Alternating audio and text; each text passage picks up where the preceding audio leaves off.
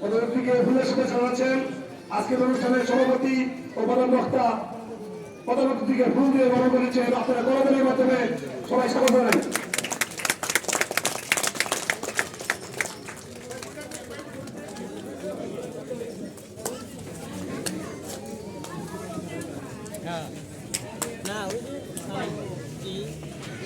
কালো চাদর গলায় পেঁচানো কালো চাদর গলায় পেঁচানো